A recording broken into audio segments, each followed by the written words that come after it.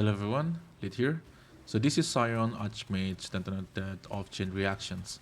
And John Ron made this on Necromancer, so this is not my idea. I just moved it from Necro to Scion and I do change things a little bit, so let's get into it. For the showcase, what you see on the screen, there will be a slight difference between the mana and the life, and this is because I need to make sure that I have the right amount of mana cost, or close enough, as close as possible to BOB, just to make sure and simulate like how the mana cost is going to be in the 3.25, because in 3.25 we got inspiration getting nerfed, so we're going to have a bigger mana cost. So in my tooltips there's a 432 and POP is 428, and the second one is this setup running in 5-link, and this is because if I put in my inspirations, my mana will go down to 126, so this will not represent what going to be happens on the 3.25. So all the showcase that you see is on 5-link. So let's talk about the playstyle first. Normally you will use desecrate and you detonate that. This is how it usually works, but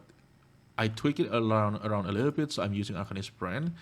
So I'm no longer able to cast the Desecrate. I have to use Arcanist Brand to cast the Desecrate, but for the clear I'm just using the frostblink of Winter Blast. And the reason for that, because this is a lot more efficient in terms of clearing and you can clear pack a lot faster. Frostblink of Winter Blast is good enough to clear like white or blue mobs, and if anything left after that, usually it's rare, you can detonate the corpse around the pack to kill the rares. So detonate that is not just working with the corpse from Desecrate, you can also explode the corpse on the maps. So the idea is you use Winter Blast to kill weaker monster and use the corpse to kill the rare monster. And if there is anything going to survive that one, it does mean it probably tanky enough. And if you're tanky enough, so just use the Arcanist Brand will attach to the monster, Arcanist Brand will spawn the Desecrate for you, and you blow the corpses. And so what you need to do is just maintain the Arcanist Brand and do the Explode DT. So for the playstyle, it's a little bit weird. When I try this one, I need to adjust myself a little bit because you are using two different skills. Winter Plus for clear and DT for single target. And this is also why I'm taking Runebinder, and this is very good for single target because now two of your Arcanist Brand can attach on the same target and they will spawn a lot of corpses. And with that you can ramp up the damage, because the thing with DD of chain reactions, it does have a ramp time, even though it's very short, but it does have a ramp time. And using these Arcanist Brands, you can reach the maximum DPS really fast, and that's why I'm using this setup. So with this setup, as you can see on the showcase on the screen, the clear is really fast, so it's a very good mapper. It's a reasonable tanky. I will show you the POB later on. And it still have a decent single target, but I will not recommend this to use if you want to farm bossing. The reason for that, if you want to farm bosses, I try either of World with this, it's fine. But if you're talking about bossing, I think there's a plethora of build that can do bossing better than this. Most of them will include mine and traps, but they will do a better job if you want to do bossing. But if you're talking about map bosses, guardians like Minotaur, Phoenix, all that stuff, you will kill them fine. But when we're talking about like Cirrus, Maven, and all that stuff, is a territory where you really need a really good single target DPS. And here is the POP for Scion versions, and the POP is on level 100, so if you're not reached level 100, this is the last cluster that you will take. So if we remove this one, it's become 93. I think 93 is reasonable enough to achieve. And this offer here is also something that you can take later on, but the mastery is really nice to help with stun. And I want to talk about also anointment offer charge. This is to generate endurance charge frenzy charges on mapping, because this you're going to get the charges on kill.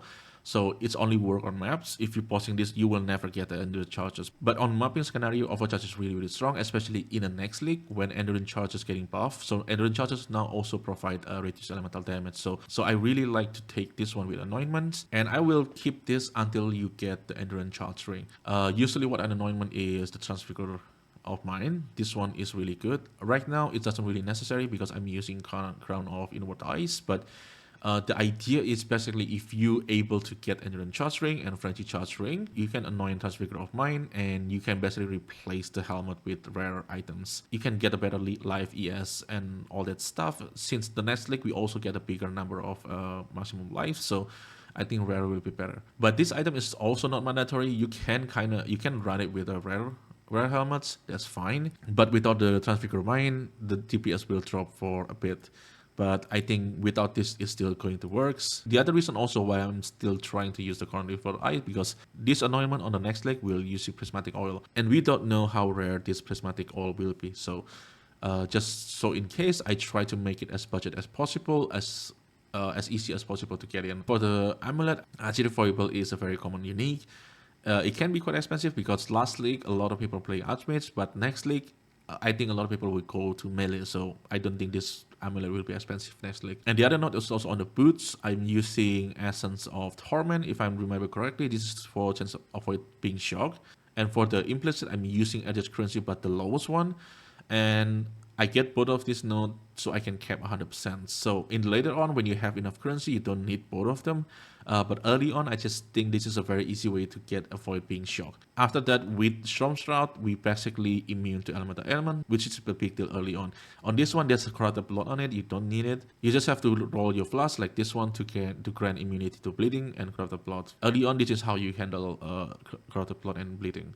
And for defensive layer, we only have Mind Over Matters. I mean, we have small amount of evasion, but I don't think that's matter that much. Mind Over Matter make 40% of damage taken. It goes to mana before life. And with Hierophant Node, that number becomes 48%. So you split the damage between life and mana. And for the life aspect, you also split the damage between energy shield and life. So with the combination, we get quite a big hit pool. This number is pretty good early on in the league. Later on, you can go for suppressions if you can craft a better gear. We can access this node over here. You can specify as lucky. This 4 node over here, you probably have to sacrifice some life. One node's like you can take these 2 nodes over here. You can take 1 node and this node over here. The damage will go down a little bit. I don't think that's that big of a deal. But then you can get a suppression as lucky, or you can just use this one. This is also fine. So that's another options if you want more defense. But it will require you to craft a pretty decent gear. I don't expect it to be on this early tree. This tree is basically, this setup is basically, I'm just trying to make it as cheap as possible. As budget as possible. So I think that's all about the setup. I will leave you with the showcase. And if you have any questions, leave it in the comment below. I will try my best to answer everything. And you can also do this on Necromancer if you want to. Jungron make this setup first on Necromancer. And I would say Necromancer is better.